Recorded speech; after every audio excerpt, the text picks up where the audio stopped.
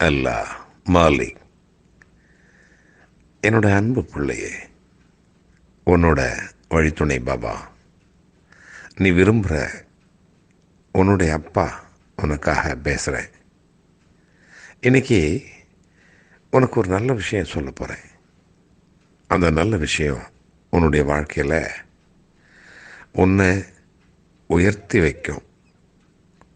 உன்னோட சொந்தங்க, உன்னுடைய குடும்பம், அந்த உறுப்பினர்கள், நண்பர்கள், அவங்க மத்தியில் உன்னை நல்ல உயரமான இடத்துக்கு அவங்களோட மனசில் நீ உட்காருவ.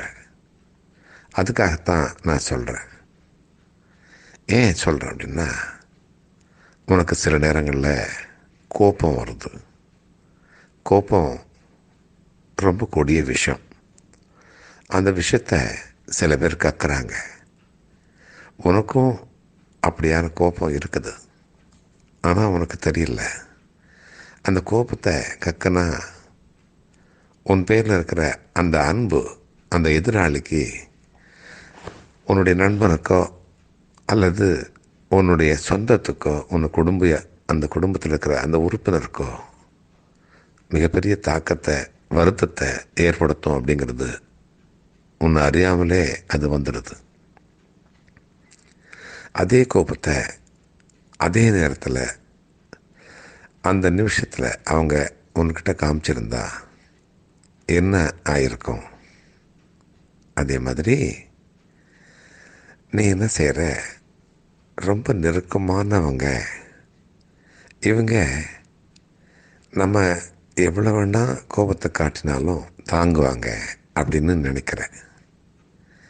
இந்த உலகத்தில் இருக்கிற எல்லா பிள்ளைகளும் அப்படி தான் நினைக்கிறாங்க. நம்மளை கல்யாணம் பண்ணிக்கிட்டாங்க, அதனால் அவங்க நம்மளுக்கு கட்டுப்பட்டவங்க. நாம் தான் இவங்கள பெற்றிருக்கோம், அதனால் இவங்க நமக்கு கட்டுப்பட்டவங்க. இவங்க நம்மளை பெற்றிருக்கிறாங்க, இவங்க நம்மளுக்கு கட்டுப்பட்டவங்க. இவங்களை விட்டால் கோபத்தை காட்டுறதுக்கு இந்த உலகத்தில் யாருமே இல்லை அப்படின்னு சில நேரங்களில் நம்ம இவங்க பேரில் கோபத்தை காட்டியிருக்கோம். அப்படி தானே? நம்முடைய துன்பங்களை, நம்மளுடைய இயலாமையை, நம்முடைய வருத்தத்தை, நம்மளுடைய கோபத்தை காமிக்கிறதுக்கு நெருக்கமானவங்க, நம்மளோட எப்பவும் இருக்கிறவங்க, பழகிறவங்க, நம்ம குடும்பத்தில் இருக்கிறவங்க, அவங்கக்கிட்ட தான் காட்ட முடியும் அப்படின்னு ஒரு நீதியே வச்சுக்கிட்டாங்க சில பேர். நீயும் கூட அந்த மாதிரி சில நேரங்களில் இருந்திருக்கிற, அப்படித்தானே? உண்மையிலேயே நம்ம அன்பை காமிக்க வேண்டியது முதல்ல நமக்கு அருகாமையில் இருக்கிற அவங்கக்கிட்ட தான். ஏன்னா அவங்க எப்பவும் நம்ம கூட இருக்க போகிறாங்க. நம்ம வாழ்க்கையில், நம்முடைய தொழிலில் எப்பவும் நம்மளோட ஒத்துழைச்சி அருகாமையிலே இருந்து நமக்கு உதவக்கூடியவங்க அவங்க தான்.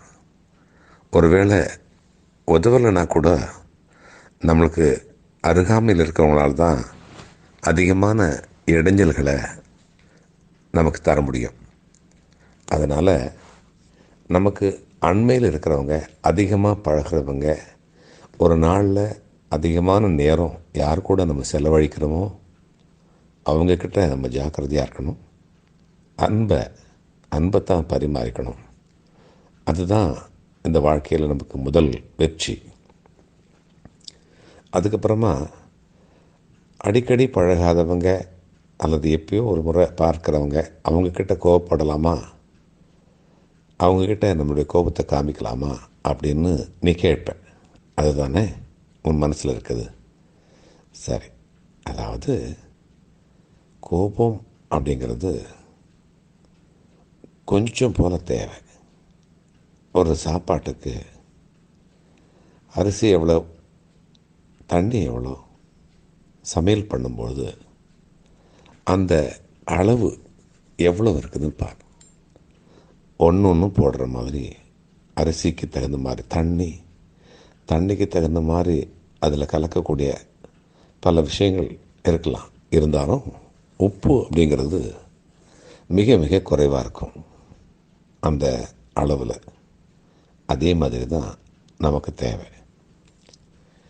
நம்மளுடைய அடிநாதத்தை, நம்மளுடைய அந்த நம்மளை எப்போ அவமானப்படுத்துகிறாங்களோ அல்லது நம்மளை எப்போ நம்முடைய தன்மானத்தை அவங்க கேள்விக்குறியாக்குறாங்களோ அந்த நேரத்தில் கொஞ்சம் போல் நான் அப்படியெல்லாம் இல்லை அப்படிங்கிறத காமிக்கிறதுக்கு மட்டும்தான் நாம் அந்த கோபத்தை அவங்களுக்கு காமிக்கணும். மற்ற நேரத்தில் நாம் சாதாரணமாக யாருக்கும் நாம் அடிமை இல்லை, யாரும் நமக்கு அடிமை இல்லை, அந்த மாதிரி நம்ம பாட்டு போய்கிட்டே இருந்தோம்னா அந்த நாள் மட்டுமல்ல, ஒரு நாளும் நமக்கு இனிமையான நாளாக அமையும்.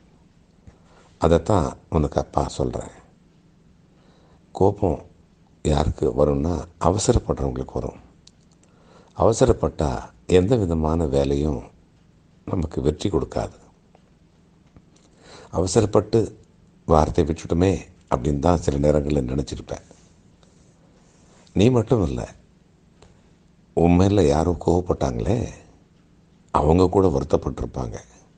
ஆனால் அவங்களுடைய ஈகோ உன் மேலே வருத்தப்பட்டதையும் உன் மேலே கோவப்பட்டதையும் உங்கள்கிட்ட மன்னிப்பு கேட்கறதுக்கு அவங்கள தடுக்கும்.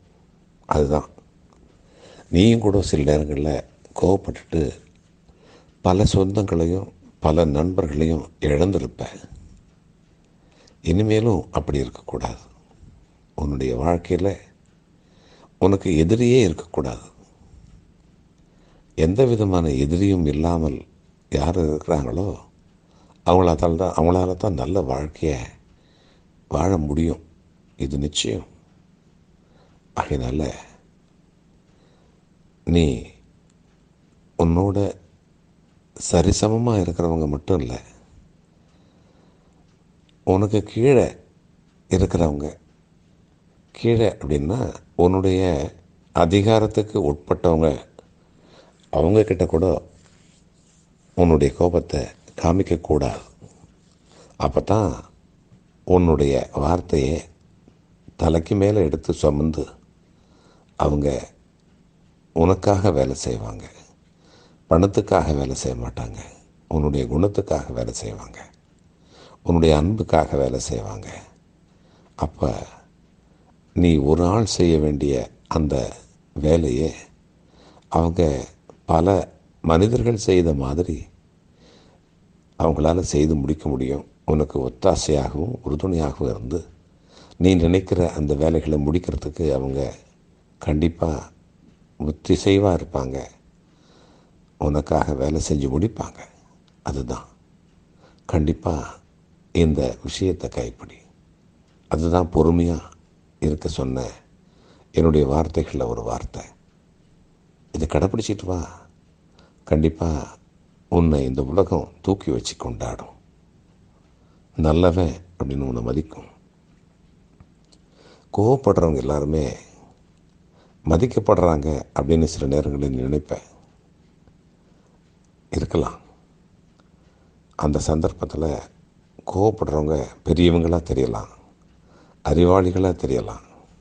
ஆனால் அவங்க தோற்றவங்களாக இருப்பாங்க. அவங்கக்கிட்ட யாராலையும் அன்பு காட்டியிருக்க முடியாது.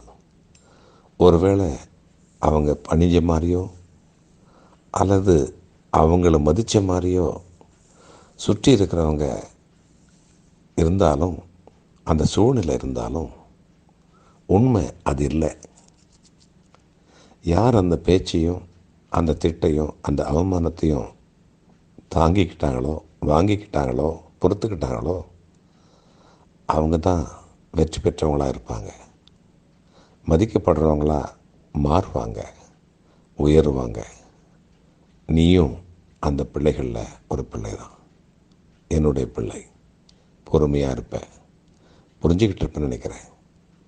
அடுத்தடுத்து வரக்கூடிய ஒவ்வொரு நாளும் இதை கடைப்பிடிச்சிக்கிட்டு வா. நீ நல்லா இருப்ப, நல்லா இருப்ப. உன்னை யாராலையும் உன்னை எதனாலையும் தோற்கடிக்கவே முடியாது. நல்ல பேர் மட்டுமல்ல, உனக்கு மன நிம்மதியும் கூட கிடைக்கும். ஒரு ஆத்ம திருப்தி உனக்கு கிடைக்கும். குற்ற உணர்வு உனக்கு இருக்கவே இருக்காது. கண்டிப்பாக நீ நல்ல நல்ல பிள்ளையாக இருப்ப, என்னுடைய பிள்ளையாக இருப்ப. நான் உன்னோட வந்துக்கிட்டே இருப்பேன். நீ வெற்றி அடைஞ்சிக்கிட்டே இருப்ப. அல்லாஹ் மாலிக்.